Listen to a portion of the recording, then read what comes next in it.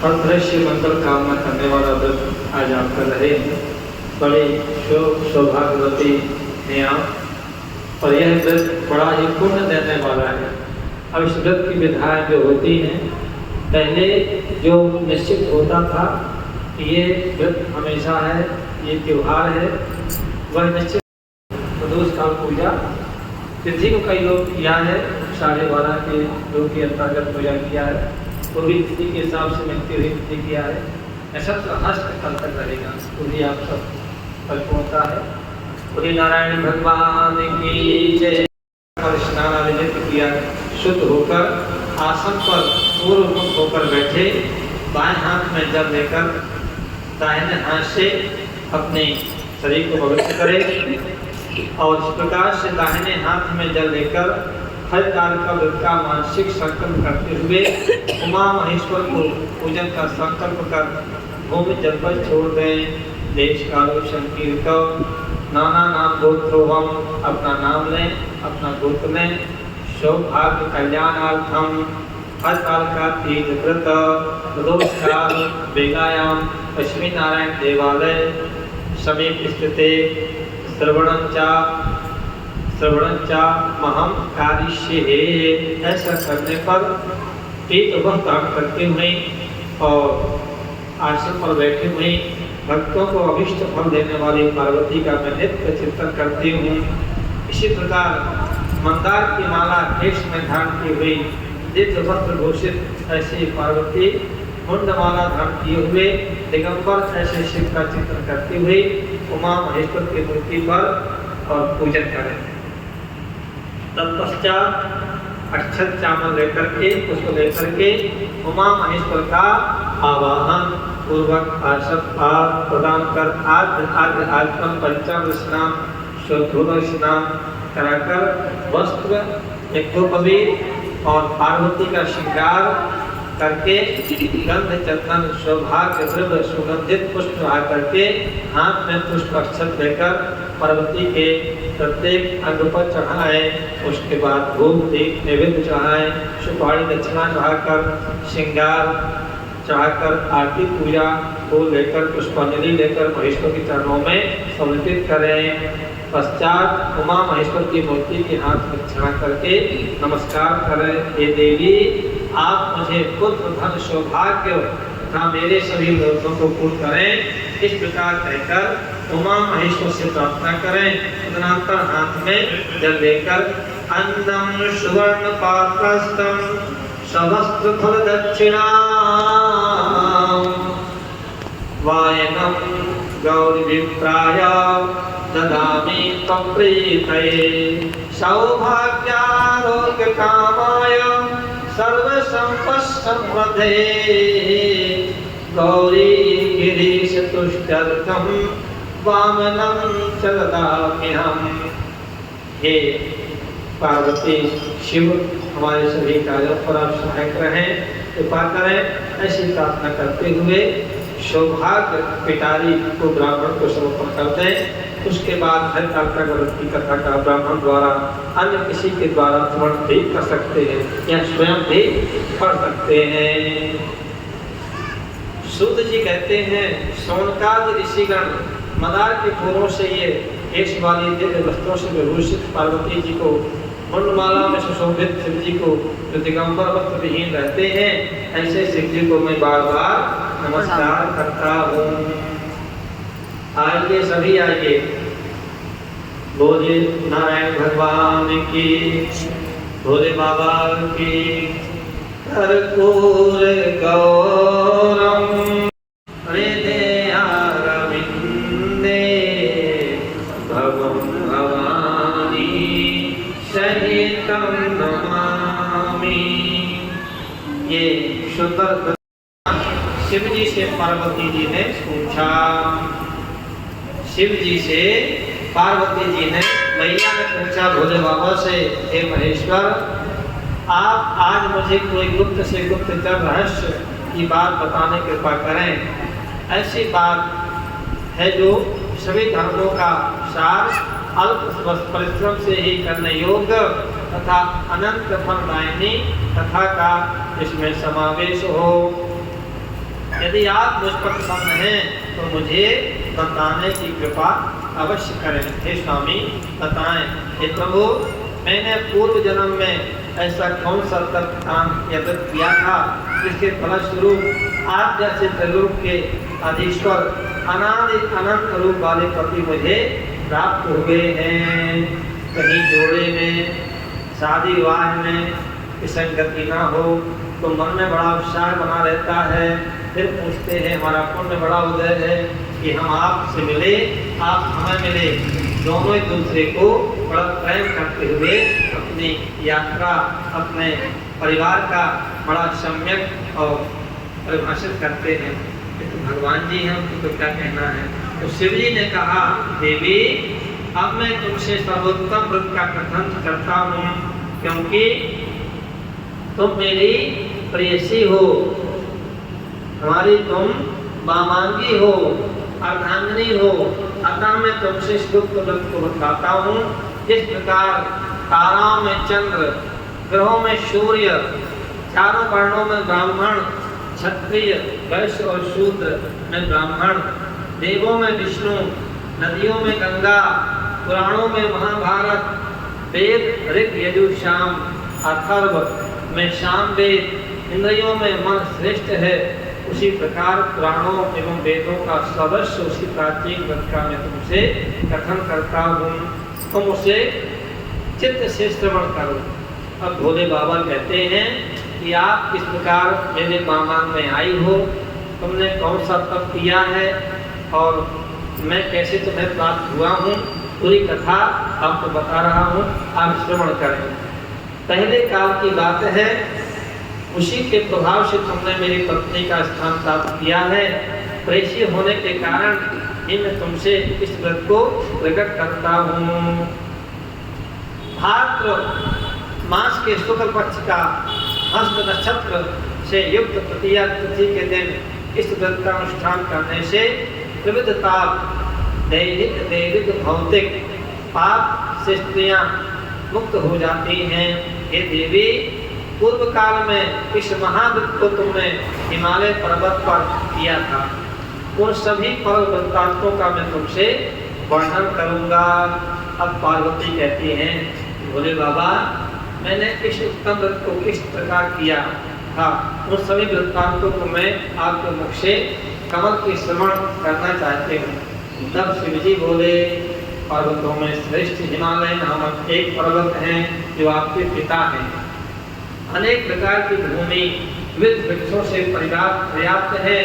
उस पर्वत पर अनेक प्रकार के पक्षी, देवगण, गंधर्व, सिद्ध, चारण, प्रमुदित मन से विचरण करते हैं एवं गंधर्वगण निरंतर गान किया करते हैं। ऐसा तुम्हारा हिमालय क्षेत्र है, पिता का क्षेत्र है। उस पर्वत की चोटी स्फटिक बिल्लौर नामक एक विशेष मणि, स्वर्ण मणि, मूंगे को सुशोभित है। यह पर्वत आकाश के समान ऊंचा है। उसकी चोटियां सदैव बर्फ से ढकी रहती हैं तथा गंगा का निरंतर निदान होता रहता है। हिमाचल देश। पार्वती, तुमने अपने बाल्यावस्था में जिस प्रकार घोर तपस्या किया है, कठोर तपस्या की थी, मैं उसका वर्णन करता हूँ। हे देवी, तुमने 12 वर्षों तक आधी नीचे को ऊपर को पैर कहकर धूम्रपान के द्वारा बिताया था। तुमने माघ के महीने में कंठ तक जल में निवास कर गले तक जल में रह करके वैशाख मास में सखर घाम में पंचाग्नि सेवन की। श्रावण मास में घर से बाहर वर्षा में भीग कर मेरे तपस्या निराहार रह करके तुम्हारे इस शुक्र तप को देखकर तुम्हारे पिता भीमपाल बहुत ही चिंतित हुए। अब आप तो सौभाग्यवती हैं, शादी हुई आप सभी की, और जो कन्या के रूप में किया है वो कन्या थी, पार्वती जी कन्या के स्वरूप में थी, तब ये तप कर रही थी। तुम्हारे पिता बहुत विचलित हुए, चिंता तो हो गए। ऐसी तपस्विनी कन्या के लिए वर मैं कहाँ से उपलब्ध करूँगा। ऐसे ही समय में ब्रह्मपुत्र नारद जी आकाश मार्ग से तुम्हारे पिता के पास आए। तुम्हारे पिता ने उन मुनि श्रेष्ठ की आग पर आसन लेकर के पूजा किया और कहा, हे मुनीश्वर, आने का क्या कारण है बताइए, क्योंकि परम सौभाग्य से ही आप जैसे महानुभावों का आगमन होता है। शंकर हमारे जीव है। जी की पाद अर्घ से सेवा किया तो कहा, मुनिवर क्या कारण है बताइए। नारद जी ने कहा, पर्वतराज, आप मेरे आने का कारण जानना चाहते हैं तो सुनिए। मुझे भगवान विष्णु ने आपके संदेश वाहक के रूप में भेजा है और कहा है, अपने इस कन्या रत्न को किसी योग्य पुरुष को ही हाथ में अर्पित करें, ऐसे वैसे मत दे देना यहाँ वहाँ। विष्णु भगवान बहुत अच्छे हैं, सजे धजे रहते हैं, सुंदर भी हैं। जो कन्या है आपकी बड़ी पुजारिन है, आप उनको विवाह कर देना। संपूर्ण देवों के पास देव से बढ़कर अन्य कोई देव नहीं है, इसलिए मेरी भी यह राय है कि आप अपनी कन्या भगवान विष्णु को अर्घदान के रूप में सौंप दें, यशस्वी बने। नारद जी की बात सुनकर के हिमालय ने कहा, यदि भगवान विष्णु ने इस कन्या को ग्रहण करने की स्वयं इच्छा की है तो मुझे कोई आपत्ति नहीं है। मैं सौभाग्यशाली हूँ कि भगवान के भेजे हुए आप आए हैं, मेरी कन्या विष्णु जी के पास जाएगी। इतना अच्छा समायोजन हो रहा है तो आपकी सम्मति है, इसलिए अब आज से इस संबंध को निश्चित ही कीजिए। बिचौलिया, शादी की बिचौलिया होते हैं, बिचौलिया के कौन आए? नारायण जी। शादी पक्की हो गई पिता द्वारा और बिचौलिया नारद जी द्वारा। अब पर्वतराज द्वारा इस प्रकार का निश्चयात्मक उत्तर पाकर नारद जी उस स्थान से अंतर ध्यान हो गए, बात बन गई। अब हम जा रहे नारायण नारायण नारायण हरि नारायण चलते हुए चले गए। शंख चक्र गदा पद्मधारी विष्णु के पास उपस्थित हो गए। उन्होंने हाथ जोड़ करके प्रणाम करते हुए विष्णु भगवान से कहा, हे देव, मैंने आपका विवाह पक्का कर दिया, पर्वतराज हिमवान की पुत्री से ही होगा। उधर हिमवान ने प्रसन्न होकर तो ये बात तुमसे भी कहती, बेटी आज नारद जी आए थे, अब विवाह के लिए मैंने विष्णु जी से हाँ कर दिया है, अब तुम घबराओ नहीं, पक्का कर दिया है।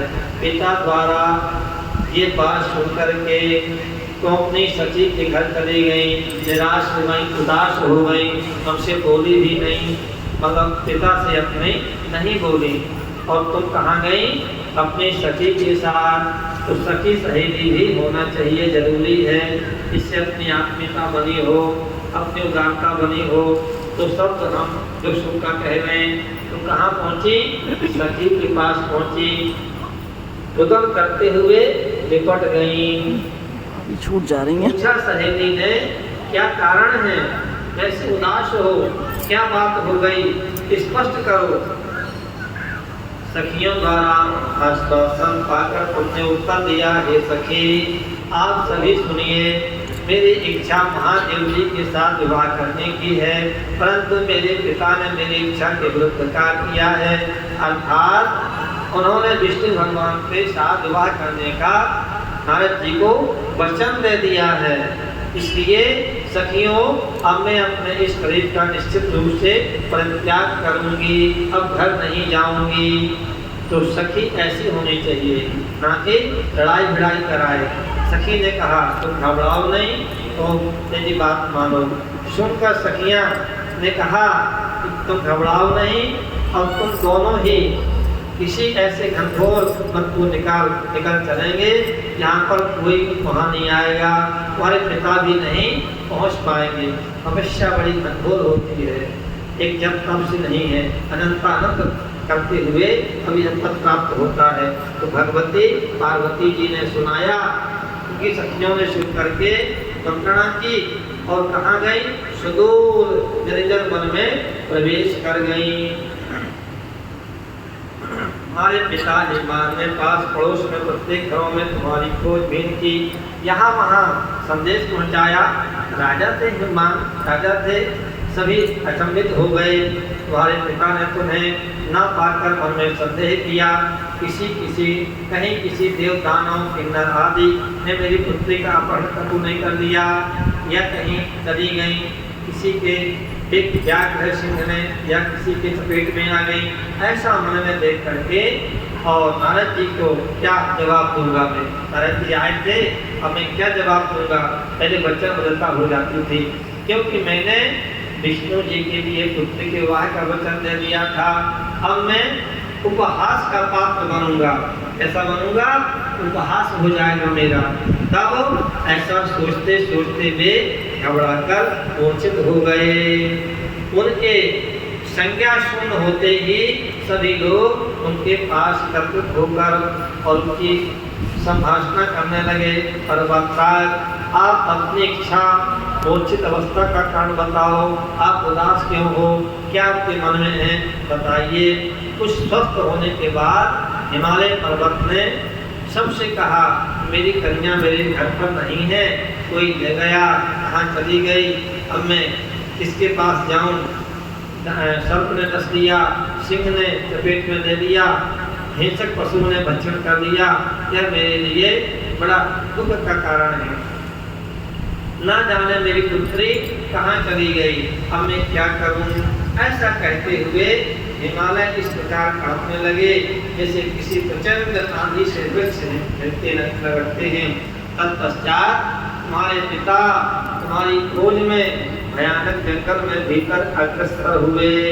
इधर तुमको पहले से ही अपनी सखियों के साथ उस भीषण वन में जा चुकी थी। उनका नियम बना था, प्रत्येक दिन वहीं नदी थी, उसी नदी की बालुका को लेकर के पार्वती जी और सुंदर शिवलिंग बनाती थी और वहीं पूजा करती थी। बिल्वपत्र आदि चंदन पुष्प से पूजा करती थी और पूजा करने के बाद उस शिवलिंग और वहाँ प्रवाह करती थी। देवी का नियम बना हुआ था। वह एक गुफा कंदरा भी थी, तुमने उस गुफा में जाकर आश्रय लिया। निराहार रहकर मेरा बालुका में मूर्ति से पार्वती सहित का स्थापना किया। जब भाद्रपद मास के शुक्ल पक्ष की तृतीया हस्त आई, तब तुमने उस दिन रात्रि भी जागरण कर दिया। वद्यापि के साथ मेरा भक्ति पूर्वक पूजन किया। हे प्रिय, तुम्हारे द्वारा की गई इस कथित तपस्या के प्रभाव से मेरा सिंहासन चलायमान हो उठा। भगवती ने पूजा किया। पूजा करने के बाद संकीर्तन भी किया। रात्रि को अपने पलके भी नहीं नीचे किया, संकीर्तन करती रही। सुबह प्रातःकाल हुआ, भगवान शिवलिंग का बालुका वाला लेकर के और प्रवाह किया नदी में। प्रवाह करते समय कुछ अपना जो पत्र पुष्पुल थे, अपने पदार्थ थे भोजन के योग्य, भगवान का शिव जी का भोग लगाया और पारायण किया। यह करने से मेरा सिंहासन थोड़ा सा चलायमान हो गया और जहाँ तुम सखियों के साथ थे उस स्थान में जा पहुँचा। मेरे पैर पे थमे नहीं, मैं आपके पास चला आया। मैंने तुमसे कहा, बड़ा नने, मैं तुमसे अत्यंत प्रसन्न हूँ, तुम मुझसे अपना इच्छित वर प्राप्त कर लो। तब उत्तर में यदि तुमने कहा कि हे देवी, यदि आप मुझसे प्रसन्न हो तो आप मुझे पति रूप में प्राप्त हो। मैं आपसे प्रसन्न हूँ और प्रसन्न है यदि पूजा पाठ में, तो मैं आपसे वर मांगती हूँ कि आप पति के रूप में मुझे प्राप्त हो। ऐसा तुमने मुझसे कहा, तो मैंने कहा तथास्तु, ऐसा ही हो। कहकर पुनः अपने कैलाश पर्वत पर आ गया। मेरे चले आने के बाद तुमने प्रातःकाल नदी में स्नान कर मेरी स्थापित मूर्ति का विसर्जन किया। इतना करने से बाद तुमने अपने सखियों के साथ पारण किया। उसी समय तुम्हारे पिता हिमालय भी तुम्हें खोजते हुए वहीं पर आ गए। एक वन में गहनता के कारण चारों ओर ढूंढने पर भी तुम्हारा कुछ भी पता नहीं लगा। अब तो वे निराश होकर असहाय हो गए। पुनः उठने के बाद हिमालय ने दो कन्याओं को सुप्तावस्था में देखा।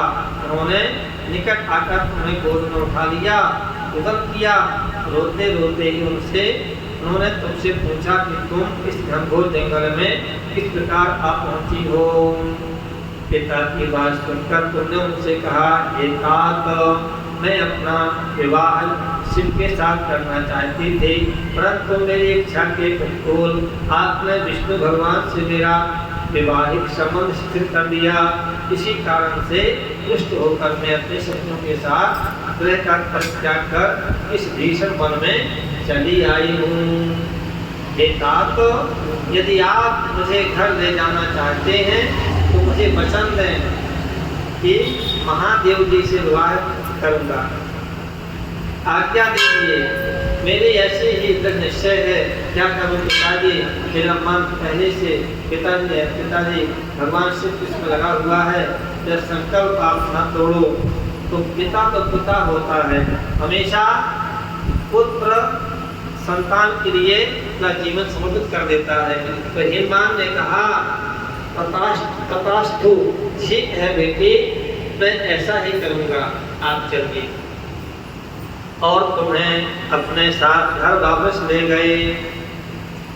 घर पहुंचने पर मेरे साथ तुम्हारा पाणी ग्रहण हुआ बड़े विधि विधान से, और मेरा पाणी ग्रहण पिता ने स्वीकार किया। मैंने आपका मामन भाग प्राप्त किया, तुम सौभाग्यवती हुई, और उसी व्रत के प्रभाव से तुमने अचल सौभाग्य प्राप्त कर लिया। मैंने आज तक इस व्रत का कथन किसी को नहीं किया, आपने पूछा तो मैंने बता दिया। तो अपनी सखियों के साथ अपना हरण की गई, इसी के कारण इसका नाम हरिताल का व्रत पड़ा। मुझे वृंदावन बिहारी लाल की जय, भोले बाबा की जय, पार्वती महारानी की जय। ओम नमः शंभवाय च मयोभवाय च नमः, शंकराय च महेश्वराय च नमः, शिवाय च शिवतराय च, हर हर महादेव। सर्वमंगल मंगल